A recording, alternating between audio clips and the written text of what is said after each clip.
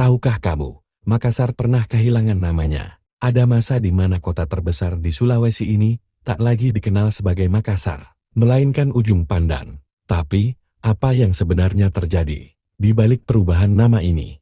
Ada kisah yang lebih dalam dari sekadar keputusan administratif. Setelah Indonesia merdeka, Makassar mengalami pergolakan besar. Pada tahun 1971, pemerintah mengganti namanya menjadi Ujung Pandan. Diambil dari benteng tua yang berdiri megah, benteng Ujung Pandan, seolah memotong kota ini dari akar sejarahnya yang kuat.